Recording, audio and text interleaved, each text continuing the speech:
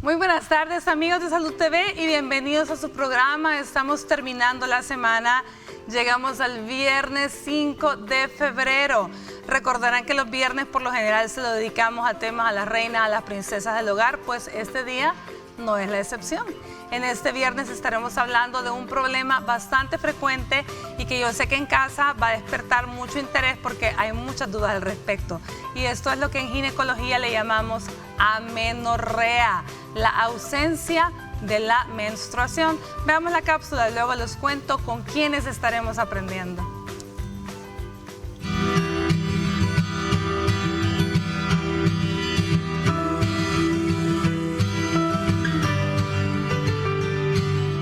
La amenorrea es la ausencia de menstruación. Las mujeres con un mínimo de 3 periodos menstruales ausentes seguidos tienen este padecimiento, así como las niñas que no comenzaron su ciclo a los 15 años. Puede producirse por diversas razones. Algunas son normales en el transcurso de la vida de una mujer, como en el embarazo, amamantamiento o menopausia, mientras que otras pueden ser un efecto secundario de un medicamento, problemas en las glándulas responsables de controlar los niveles hormonales o un signo de un problema médico. A pesar de que el principal síntoma es la ausencia del periodo menstrual, también pueden presentarse otros como secreción de leche por el pezón, caída del cabello, dolor de cabeza, cambios en la visión, vello facial excesivo, dolor pélvico y acné. A veces los factores relacionados con el estilo de vida contribuyen a la amenorrea, por ejemplo, peso corporal bajo, ejercicio excesivo y estrés. Así como también muchos tipos de problemas médicos pueden causar un desequilibrio hormonal, entre ellos el síndrome de ovario poliquístico e insuficiencia tiroidea. Si desea conocer más acerca de la amenorrea, lo invitamos a que siga en sintonía de su programa Salud TV. Hoy nuestros expertos abordarán el tema. Acompáñenos.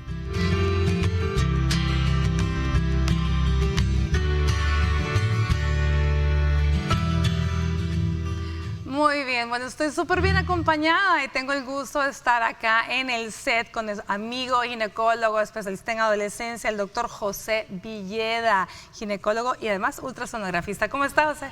Bueno, muy bien. Aquí, Elisa, gracias por la invitación a aprender y estar y compartir un poco con todas las personas que nos sintonizan en este momento sobre una patología que es muy frecuente y que es una causa bastante común en la consulta a diario de nosotros en la especialidad. Excelente. Bueno, y también tenemos el placer de contar allá atrás, del otro lado de las cámaras, vía Skype. Nos acompaña la doctora Dulia Contreras, endocrinóloga. ¿Qué tal, doctora? ¿Cómo está usted? Muy bien, gusto de saludarle y de saludar también a toda la audiencia de Salud TV, para hablar de este tema que, como bien decía, es muy frecuente y que tiene tantas causas que deben ser bien investigadas por el médico para poderle dar una solución a las pacientes. Muchísimas gracias, doctora. Bueno, y fíjense que el doctor Villeda lo dijo y también la doctora Contreras, es una patología bastante frecuente, tiene múltiples causas, pero quiero que vean dos factores. Uno, que es una causa de preocupación, y no me dejarán mentir, especialmente si es el caso de adolescentes, a cualquier edad, la ausencia de menstruación es causa de preocupación. Y dos, que en muchas ocasiones no es trabajo de una sola especialidad, es un trabajo en el que tiene que estar la interdisciplina, o sea, tiene que haber la ayuda entre ginecólogos y endocrinólogos, y por eso el caso de contar con las dos especialidades este día. Así que bueno, ya escuchamos la cápsula, definamos un poquito, José, amenorreas y las clasificaciones más comunes que tenemos. Quizás de las clasificaciones más comunes, Elisa, es distribuirla en el tiempo de aparición. La primera, la amenorrea primaria. Cuando inicia, es decir, aquella paciente, ¿qué vamos a entender por la amenorrea primaria? La falta de la menstruación desde el inicio. Y esto lo podemos ver en pacientes que ya hayan niñas que tengan 14 años, que ya tengan sus características secundarias de desarrollo, crecimiento de los pechos, aparecimiento de los púbicos, aparecimiento de la distribución de la grasa, pero que no han visto menstruación. O las pacientes que llegan a los 16 años y tampoco ven menstruación, es decir, no tienen características y tampoco ven menstruación. Eso estamos basándonos ya hablando de amenorrea primaria. Y luego, cuando ya le aparece la menstruación a una paciente, cuando ya la mujer comienza a ver más de 3 ciclos menstruales continuos y tiene una pérdida de la menstruación, entonces ya estamos hablando de amenorrea secundaria. Y en base a eso vamos a clasificarla. Quizás la más complicada, y es la que nos apoyamos mucho con endocrinología, es la amenorrea primaria, porque aquí tenemos que descartar muchas cosas. Hagamos de ejemplo que todo basa del cerebro.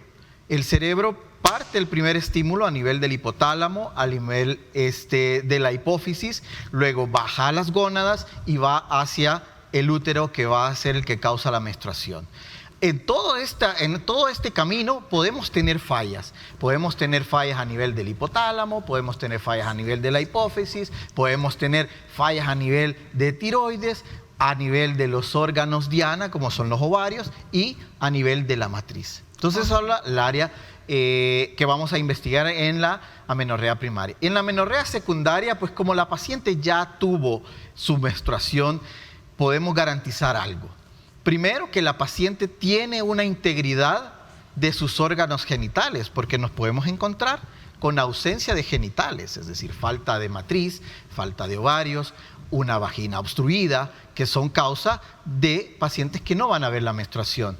Por eso es que vamos a ir identificando en base a esto los estudios básicos que vamos a realizar. Y creo que, como te mencionaba, nos apoyamos mucho con endocrino en la causa primaria, que para ir platicando sobre eso, pues a ver qué nos dice la doctora, nos comenta con su experiencia en cuanto a los casos que ella ha recibido. Excelente. Vamos a ver, doctora Dulia, definitivamente ese caso del que estábamos hablando, por lo general nos lo consultan a nosotros como ginecólogos, pero tenemos mucho que ver también con ustedes, con endocrinología, a ver qué pasó en aquel caso de la niña que llegó a los 16 años y nada, no vio menstruación, ciertamente. ¿Qué nos puede contar? Sí, recordemos que cuando tenemos una amenorrea primaria, tenemos que investigar, primero, como decía el doctor, diferentes compartimentos. Hablando primero de la integridad de la vagina, de la integridad del útero. Luego de eso, el segundo compartimento donde nos tenemos que enfocar es a nivel del ovario, porque podemos tener también ciertos problemas genéticos que la niña probablemente lo desconocía, probablemente nunca se investigó, y que van a llevar como consecuencia a una falta de ovulación, porque no va a haber un adecuado trabajo del ovario.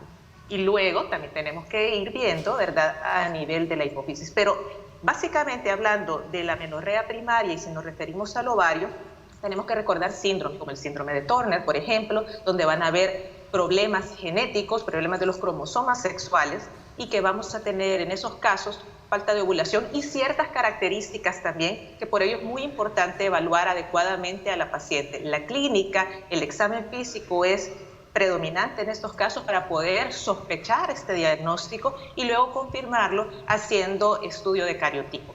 Pero también podemos tener otros problemas en niñas pequeñas, ¿verdad?, hasta en adolescentes también, como problemas que ya van más allá, ¿verdad?, que se salen un poquito de lo que decíamos de la integridad de los órganos genitales, del ovario, a nivel de hipófisis y de hipotálamo. También podemos tener problemas endocrinológicos, como por ejemplo hipotiroidismo, que muchas veces no ha sido diagnosticado a edades muy tempranas y que puede ocasionar falta de menstruaciones, o hipertiroidismo también. Y no podemos olvidar tumores hipofisiarios que también pueden aparecer en niñas pequeñas y que pueden ocasionar alteraciones en el funcionamiento del eje hipotálamo, hipófisis, gonadal. Entonces, todas esas cositas las debemos de ver cuando tenemos una paciente con una amenorrea primaria. Muy bien, doctora Contreras. Entonces, eso ya más o menos nos va dando la idea de lo complejo que puede ser el diagnóstico de amenorrea, pero vamos a tratar siempre de ir de lo más sencillo a lo más complejo para no ir también confundiendo a los televidentes. Vámonos a una pausa y ya volvemos.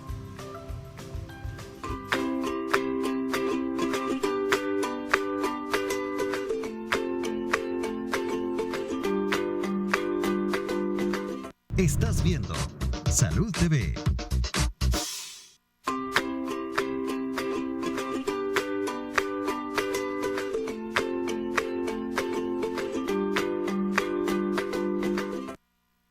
Continuamos con nuestro programa. Este día estamos conversando con nuestros invitados acerca de amenorrea, esa ausencia de menstruación que puede ser primaria o secundaria. Primaria si la niña ya tuvo menstruación en algún momento de la vida y después la pierde. Perdón, primaria si nunca la ha tenido y secundaria si ya tuvo menstruación y luego la pierde. Y pues ya vemos que hay que hacer una evaluación bien exhaustiva, detenida, porque las causas pueden ser muy variadas, ¿cierto? O sea, desde lo más sencillo hasta lo más complejo. Sí, realmente nosotros cuando empezamos a evaluar en el área infanto-juvenil, parece mentira, pero en ginecología comenzamos a ver el crecimiento y el desarrollo de las pacientes. Hay que comentarle y hay que preguntarle a la madre cuándo empezaron los primeros cambios, es decir, cuándo comenzó el crecimiento, el aparecimiento del vello púbico, el botón mamario, si pegó un crecimiento, un estirón y de repente se frenó, o si la paciente no creció. Si la paciente no creció, entonces ya vamos sospechando qué es lo que está pasando. La historia clínica es básica para poder hacer el diagnóstico. Una vez que nosotros hacemos la historia clínica junto con la madre de la paciente, entonces ya nos vamos a ir a estudios específicos. Quizás los estudios específicos más comunes y más rápidos es hacer una ultrasonografía. Cuando alguien no ha visto menstruación en las primeras edades, hay que hacer una ultrasonografía para evidenciar, como decía la doctora, la presencia de los órganos efectores, útero y ovarios. Y la otra es revisar sus genitales externos, porque muchas veces las pacientes no tienen comunicación de su vagina. Si nosotros vemos eso, entonces ya pasamos a la parte de hacer estudios hormonales y poder categorizar si hay alguna afección a nivel hormonal. Que eso es lo que podemos hacer como ya siguiente paso. Primero la historia clínica, estudios de gabinete y estudios radiológicos para confirmar el diagnóstico. Si nosotros tenemos más problemas, podemos ya recurrir pues a estudios cromosómicos que van a ser un poco más complejos y hay que ser muy claros con la familia. Si nosotros tenemos alguna alteración a nivel de los genitales, debemos de hablar muy bien con los padres y decirles que probablemente su hija nunca va a tener hijos. ¿Por qué? Porque puede ser que no tenga un útero que pueda concebir un embarazo o que los ovarios no sean suficientemente capaces para concebir un embarazo. Y eso hay que hacerlo bien claro. Eso no le quita a ella sus características femeninas. Y por eso no solo tenemos el tratamiento médico, el tratamiento endocrino, el tratamiento ginecológico, sino también el tratamiento psicológico, que es muy importante para preparar a nuestras pacientes para un futuro. Porque tenemos, ese es uno de los casos que tú podríamos mencionar. Otro de los casos sería en aquel en el que terminemos tomando un cariotipo y que tengamos realmente un genotipo que sea masculino, ¿no? Exacto. Parece historia sacada de cuentos, de película, pero sí hay pacientes que llegan a desarrollar genitales externos femeninos, y esas son las disgenesias gonadales, y cuando hacemos el estudio de cariotipo, son cariotipo masculino, XY, es decir, tienen las características o genéticamente tienen los cromosomas XY de un hombre, pero sus características o la expresión de ese cariotipo es femenino. Y por eso es que de repente tenemos que decidir. Países como el nuestro no tenemos mucha experiencia en esto, pero tenemos que ver la asignación del sexo, es decir, qué asignación de sexo se le va a dar a esta persona, en cuanto a tratarlo con la familia, en la sociedad y hasta en documentos para ver cómo se va a llamar, si va a continuar con el mismo nombre o no lo va a continuar. Pero eso son cosas como un poquito más... Ya un poco, que sí, nuestro país todavía le falta muchísimo por llegar a hasta ahí, pero por ahí va la cosa. Hablemos de otro estudio y otros ejemplos que podemos llegar, doctora, en cuanto a amenorreas siempre primarias.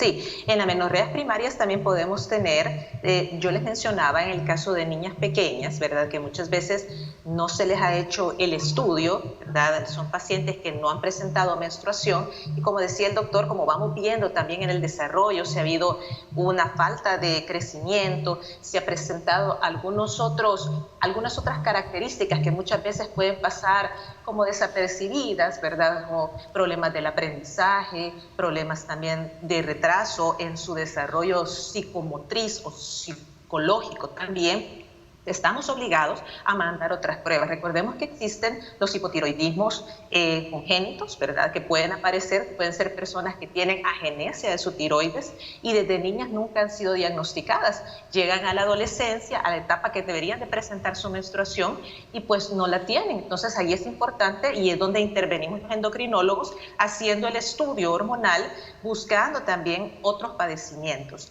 Los tumores que yo les mencionaba, los tumores hipoficiarios, aunque muchas veces los ligamos a amenorrea secundaria, pero también pueden haber casos en niñas pequeñas que pueden tener tumores, ¿verdad?, que están secretando ciertas hormonas o que también, aunque no los secreten, pero son tumores que hacen efecto de masa, es decir, que crecen mucho y que van a ocasionar compresión de las células que nos van a producir las hormonas, las gonadotropinas, que es el FSH y el LH, que finalmente van a estimular a los ovarios, y debido a esa compresión y destrucción muchas veces de las células, estas pacientes desde un inicio pueden no presentar menstruaciones. Muchas veces son causas que se olvidan, quizás lo enfocamos más bien al aparato reproductor y nos olvidamos también de evaluar la parte hipoficiaria o hipotalámica, que es el cuarto compartimiento que también tenemos que ver. Muchas veces tenemos niñas que son muy delgaditas,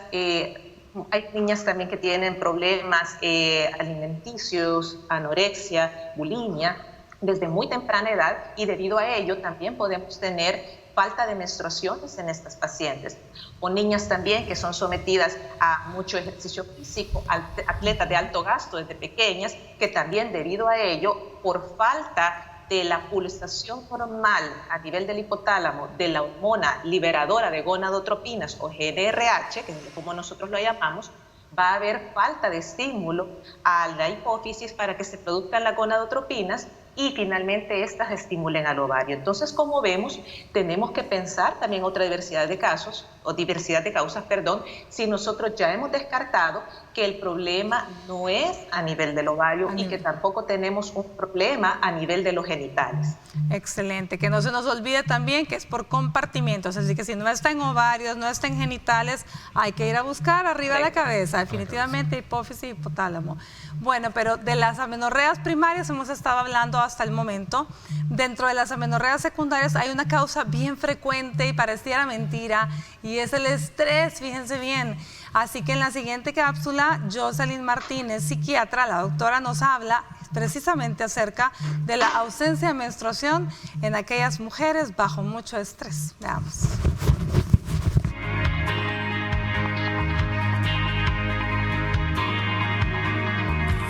Hola amigos de Salud TV, soy la doctora Jocelyn Martínez, especialista en psiquiatría y salud mental. Hoy quiero hablarles del tema ausencia de la menstruación a causa del estrés. La presencia de la menstruación se encuentra regulada por la función de ciertas hormonas que se liberan en el cerebro cada mes, en condiciones fisiológicas adecuadas y normales. Sin embargo, cuando una persona se encuentra sometida a una situación estresante, como lo pueden ser situaciones de la vida cotidiana, como prepararse para un examen difícil, conflictos interpersonales o prepararse para una entrevista de trabajo, así como estresores más fuertes, como la pérdida de un ser querido, un divorcio, una mudanza o la pérdida de empleo, el cerebro se coloca en un estado constante de alerta, con el objetivo de preparar a nuestro cuerpo para enfrentar la situación que se ve como amenazante. En estas situaciones se secretan otras hormonas como la adrenalina o el cortisol que tienen un efecto negativo sobre las hormonas que regulan el periodo menstrual, suprimiendo su función. Es entonces cuando Asociado a la situación estresante podemos empezar a notar retrasos de nuestro periodo menstrual que pueden ser un par de días, una ausencia completa del periodo menstrual en ese mes. Los medicamentos antidepresivos y antipsicóticos pueden producir como efecto secundario un retraso o una ausencia en el periodo menstrual. Sin embargo, esto sucede en un pequeño porcentaje que se describe ser un aproximado de 2 al 8% en los casos de las personas que toman este tipo de medicamentos. Esto ha sido todo por hoy. Espero les sea útil la información. Me despido de ustedes. Soy la doctora Jocelyn Martínez, especialista en psiquiatría y salud mental. Hasta la próxima, amigos de Salud TV.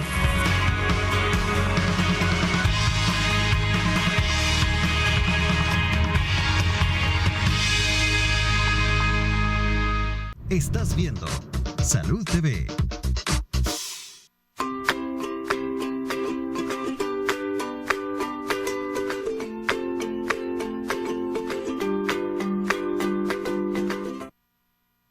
Bueno, buen provecho y gracias por permitirnos acompañarle. Amenorrea es el tema que estamos tocando el día de hoy. La doctora Dulia Contreras, endocrinóloga vía Skype, y el doctor José Villeda, ginecólogo ultrasonografista, acá conmigo en el set. Bueno, ya escuchamos en la cápsula, definitivamente la psiquiatra hablaba de cómo el estrés puede afectar, dependiendo, claro está, del tipo de personalidad de la paciente y el nivel de estrés. Hablemos un poco de aquellas condiciones en las que el peso, cómo el peso influye. José. Solo voy a hacer una pausa, Elisa, y quizás no debemos de pasar por alto. La causa primera de amenorrea secundaria hay que pensar en embarazo. Sí. Eso no lo olvidemos, que cuando alguien nos dice, por más que nos diga que no ha tenido relaciones, que la primera causa de pérdida de la menstruación es embarazo. Y eso hay que tenerlo. Hay que tenerlo en cuenta. Hay que tenerlo en cuenta. Volviendo al tema, la pregunta que me hacías, la ganancia de peso, pues los extremos de la vida, los extremos, perdón, de la ganancia de peso afectan al desarrollo. Algunas literaturas mencionan que para una mujer estar menstruando mensualmente y de manera correcta debe tener por lo menos un índice de masa corporal de 18, ¿sí? Niveles abajo o índices de masa corporal abajo de esto puede darnos problemas. Como mencionaba la doctora Contreras, en realidad niñas o mujeres sometidas a ejercicios físicos extremos. Aquí vienen mucho las balletistas, las gimnastas. Sí, por su desarrollo físico. Lo vemos en sus características físicas, es decir, hay un desarrollo físico menor, hay un aumento, un desequilibrio que hasta en cierta manera podría considerarse una inversión porque hay más producción androgénica y eso bloquea. También hay problemas hormonales más complejos que no simplemente dan eso y bloquea la menstruación. Las balletistas, las personas en ejercicios extremos, lo hemos visto con nuestras pacientes cuando llegan con procesos de amenorrea, el estrés, ¿verdad? Que están en exámenes, se les quita la menstruación. La otra es la ganancia de peso. Cuando hay una ganancia de peso exagerada con índice de masa corporal arriba de 35, muchas veces están asociadas con morfologías de ovario poliquístico, que no necesariamente terminan siendo un síndrome de ovario poliquístico. Exacto. Que es una cosa que hay que diferenciarla. Pero sí hay alteraciones de la menstruación, ¿sí? Por la ganancia de peso, y eso quizás nos podría ayudar un poco más, doctora Contreras, en aclararnos las formas también de producción hormonal en la vía grasa, ¿sí? Por la ganancia de peso que puede alterar. Eso te iba a decir, bien importante que la doctora Dulia nos lo aclare, porque es muy común que toda paciente que está gordita y que no le viene la menstruación de un ave, al otro especialista la catalogan porque seguramente tiene ovarios poliquísticos y no necesariamente es así, pero sencillamente el sobrepeso, esa cantidad de grasa, de ese porcentaje de grasa tan alto, está condicionando a que la paciente no ovule ciertamente, sin necesidad de que esto sea un problema de ovarios poliquísticos. Pero a ver, cuéntanos, doctora. Sí, fíjese que generalmente cuando hablamos del síndrome de ovario poliquístico, decíamos hay que diferenciar dos cosas, ¿verdad? La poliquistosis ovárica, que solamente van a ser quistes en los ovarios y que muchas veces las pacientes erróneamente son tratadas como un síndrome de ovario poliquístico cuando realmente no lo son, solamente son quistes en los ovarios. Pero está también el caso del síndrome de ovario poliquístico o pacientes que tienen también resistencia a la insulina. Recordemos que a mayor peso van a haber otros tipos de problemas hormonales y como en el cuerpo todo funciona bajo regulación hormonal, pues obviamente al haber resistencia a la insulina, que es la hormona que nos permite controlar los niveles de glucosa en sangre, vamos a tener que a nivel de la teca del ovario, ¿verdad?, va a haber una mayor producción muchas veces en estas mujeres de ciertas hormonas que son androgénicas. Y en los casos de síndrome de ovario poliquístico vamos a tener como consecuencia de ello ciertas características en estas mujeres. Vamos a ver, y por eso decíamos también es importante el examen físico, ¿verdad?, porque vamos a tener mujeres muchas veces con acné, muchas veces mujeres que van a estar hirsutas, es decir, van a tener vello corporal en zonas donde normalmente existen en el hombre, como por ejemplo a nivel del bigote, de la barba, el pecho, los glúteos, los muslos, a nivel también del abdomen, puede haber caída del cabello. Pero esto es debido, decíamos, al que el hiperinsulinismo condiciona a nivel de la teca del ovario mayor producción de andrógenos. Y esto como consecuencia también va a llevar a una anovulación, que muchas veces se va a manifestar en las mujeres precisamente como una falta de menstruación, pero es debido a la regulación a nivel de todo el sistema de la insulina, ¿okay? Y eso muchas veces también lo pasamos por alto, pensamos en otras hormonas, pero nos olvidamos también de cómo está funcionando la insulina a nivel del ovario. Muchas veces nos enfocamos solamente en diabetes, pensamos en diabetes solo cuando hablamos de la insulina, pero nos olvidamos que también tiene su influencia en el sistema reproductor femenino debido a que puede influenciar también a nivel del ovario. Y también cuando Perdón, no, así es, doctora. Y precisamente, sabe, la licenciada Adela Serra, nutricionista, nos habla en la siguiente cápsula acerca de la amenorrea relacionada con los problemas de peso. Nos habla la nutricionista. Ya volvemos.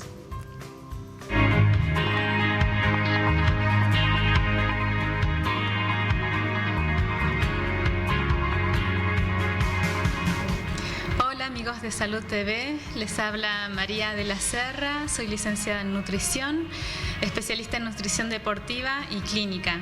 Hoy les voy a hablar sobre la falta de la menstruación y el peso corporal, cómo influye. El peso corporal influye tanto si estamos en bajo peso o en sobrepeso sobre el ciclo menstrual. Si una persona, una mujer está con sobrepeso, sobre todo si deposita la grasa a nivel abdominal, que es la que desarrolla la insulinoresistencia y alteraciones metabólicas, puede ser que tenga amenorrea, que es la falta de menstruación durante 3 meses o más. Del mismo modo, una mujer que esté en bajo peso, pero que haya bajado de peso rápidamente por una dieta estricta o por exceso de ejercicio, también puede tener falta de la menstruación. Entonces, lo ideal es conseguir alcanzar ese peso ideal, tanto bajar de peso para una mujer que tiene sobrepeso u obesidad, o para una mujer que está con bajo peso o que tiene una dieta restrictiva. Entonces lo ideal es que tenga una dieta balanceada y logre alcanzar su peso corporal. La alimentación tiene que ser balanceada. Si es una persona, una mujer que está con una dieta estricta, tener en cuenta que puede entrar en riesgo de perder la menstruación, sobre todo si hay estrés, y en mujeres atletas, por ejemplo, deportistas que tienen un exceso de entrenamiento, de actividad física, también eso altera muchísimo. Entonces, tratar de lograr una dieta equilibrada, balanceada, que incluya todos los nutrientes, macronutrientes y micronutrientes. Y en las mujeres con sobrepeso, bueno, balancear la alimentación, disminuyendo el consumo de alimentos altos en grasas de mala calidad, carbohidratos, azúcares. Bueno, esto ha sido todo por hoy. Me despido de ustedes. Soy Adela Serra, licenciada en nutrición, y nos vemos la próxima.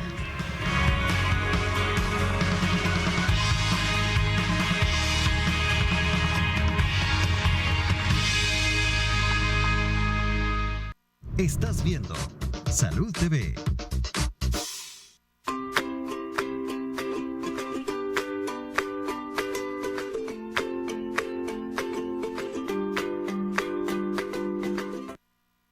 Bueno, estábamos hablando con la doctora Dulia Contreras, así que terminemos la idea, doctora, porque la interrumpí antes de mandarla a la cápsula. Sí, bueno, les comentaba, estaba hablando del ovario poliquístico, ¿verdad? Y cómo las influencias de otras hormonas, decíamos, aparte de las que hemos mencionado, como también la insulina, y la resistencia a la insulina puede actuar a nivel del ovario. Pero también hay que recordar en las pacientes con obesidad, ¿verdad?, que el tejido adiposo es un órgano endocrino que muchas veces olvidamos. Siempre pensamos en las glándulas, pero ya está demostrado que también a nivel del tejido adiposo se puede producir mayor cantidad de andrógenos. Entonces, en aquellas mujeres que tienen obesidad, puede haber una mayor conversión también de los estrógenos a ciertas formas de hormonas androgénicas, y eso también en algunos casos puede ocasionar irregularidades menstruales y en casos muy severos pudiera llevar incluso a una amenorrea. Pero siempre, generalmente, estas situaciones están relacionadas con el síndrome del ovario poliquístico. Pero son otras de las situaciones que debemos de evaluar en los pacientes que tienen obesidad y que como otro síntoma adyuvante tenemos la amenorrea. Muy bien. Ahora, dentro de todas las hormonas que hemos estado hablando, doctora, mencionamos insulina, resistencia a la insulina, mencionamos ya un hipotiroidismo, mencionamos por supuesto las hormonas femeninas, y se nos ha quedado una que también está muy asociada a la presencia o ausencia de menstruación, y además se asocia a la presencia de secreción láctea, que sería la prolactina, ¿cierto, José?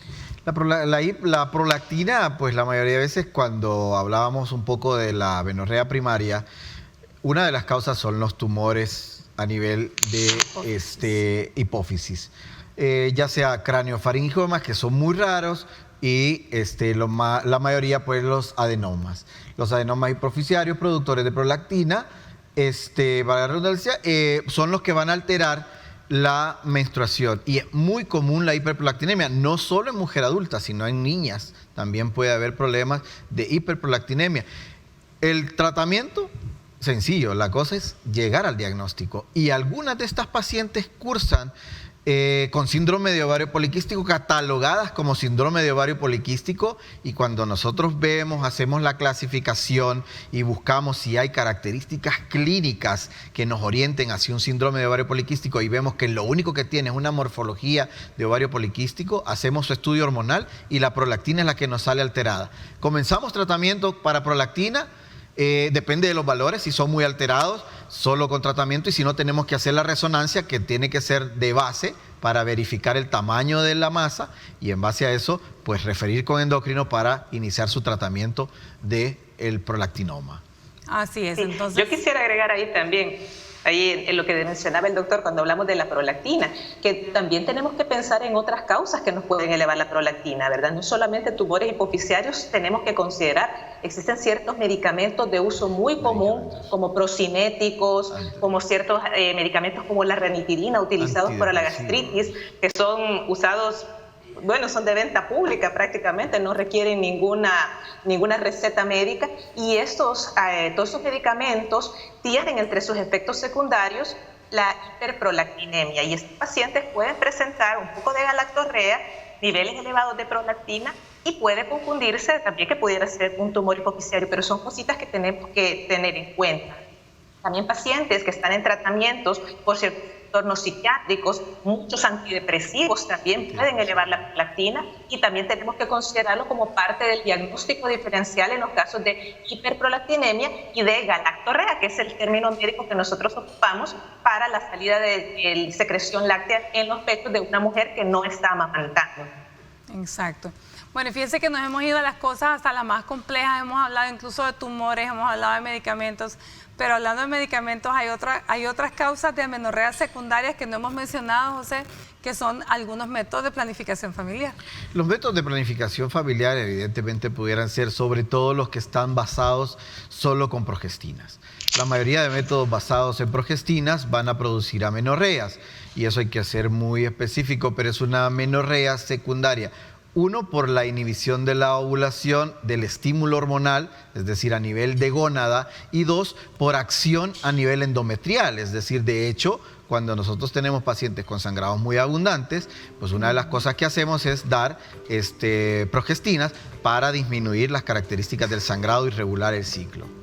Y podemos llegar de esta forma finalmente a nosotros provocar una amenorrea, pero en esos casos pues no nos preocupa porque somos nosotros quienes porque es una amenorrea inducida. Lo estamos nosotros induciendo, estamos bajo control, llamémoslo así.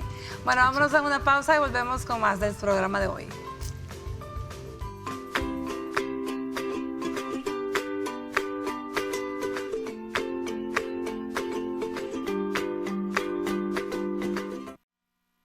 Estás viendo Salud TV.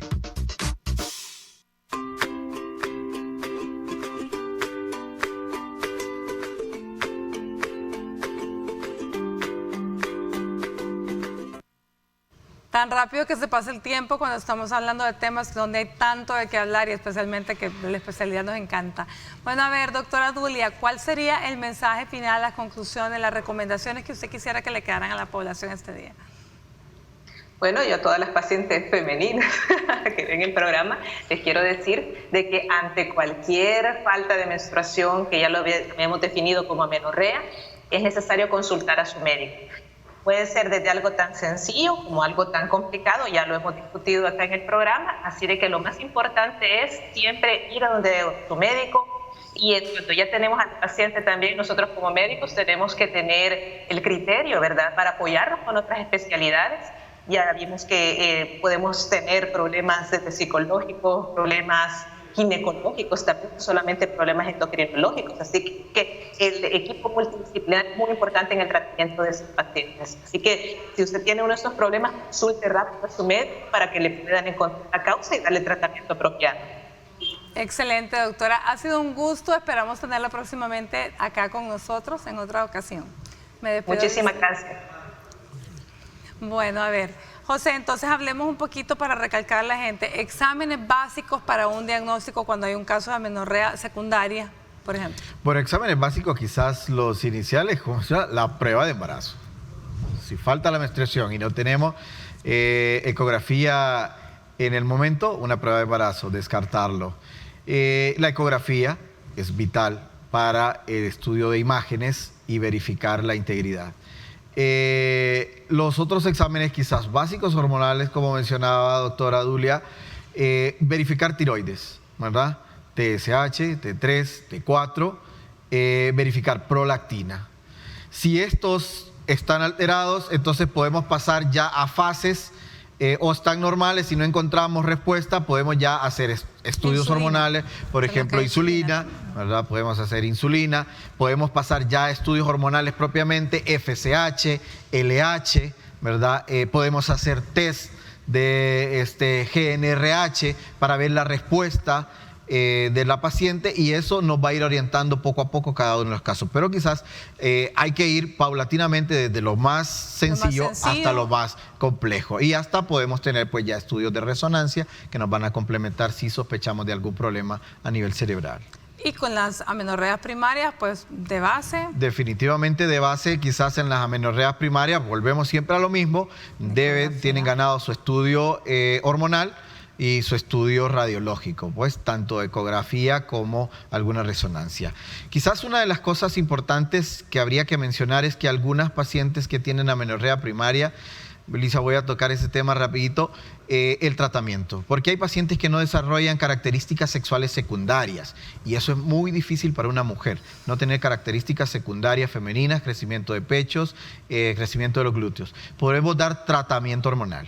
No es un tratamiento rápido, pero sí es un tratamiento paulatino que en un periodo de 2 años podemos alcanzar a que nuestra paciente, a pesar que no vaya a haber menstruación, sí tenga características secundarias femeninas, que tiene que ver mucho con su autoestima. Entonces podemos colaborar en eso. Y en cuanto a la amenorrea secundaria, pues el tratamiento va a ir dirigido dependiendo de lo que encontremos. Si el síndrome de ovario poliquístico, que es la más común, pues damos tratamiento para ya sea que la paciente quiera embarazarse, simplemente ver su menstruación, o un tratamiento puede ser tan sencillo como la bajada de peso y tener una dieta sana. Excelente. Bueno, José, el tiempo se nos terminó, pero de verdad que ha sido un placer para mí tenerte acá, hablar con la doctora Dulia también, y para que la población haya podido aprender. Es importantísimo, fíjese bien, que si usted tiene una ausencia de menstruación de más de 3 meses, y esto es nuevo, definitivamente, más de 3 ciclos, pues tiene que consultar con su médico. Ya escuchó al doctor, si es secundaria, lo primero siempre que hay que descartar, una prueba de embarazo, y luego por añadidura todo lo demás. Mantener un peso saludable, hacer ejercicio, siempre le va a pagar, es una factura que le va a pagar muy bien para su estado de salud en general y que no le falten las menstruaciones. Bueno, pero eso es quizás el mensaje que queremos dejar este día, la consulta a tiempo y el buen estilo de vida saludable. Gracias, José. Gracias por la invitación, Elisa. A ustedes, los dejo con Brenda Vázquez en la edición de Mediodía de TN21. Disfrute su fin de semana. Lo mejor de Salud TV, sábados y domingos de 9 a 11 de la mañana. El día lunes, primero Dios, estaremos hablando de la prevención de las enfermedades de la próstata. Así que no se lo pierdan. Disfrute su fin de semana, cuídense mucho, que Dios los bendiga.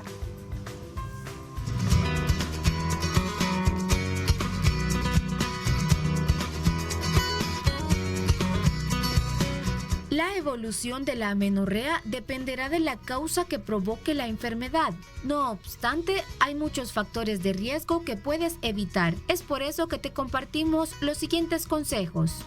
Lleva una alimentación saludable.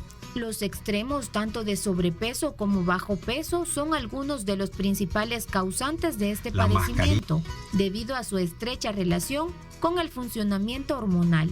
No te excedas en tus rutinas de ejercicio. La práctica de ejercicio intenso, el bajo porcentaje graso y una mala alimentación hacen que sea más probable la aparición de irregularidades en el ciclo menstrual. Controla lo que puede provocar estrés en tu vida, ya que este puede originar cambios hormonales, alteraciones en el ciclo menstrual e incluso amenorrea.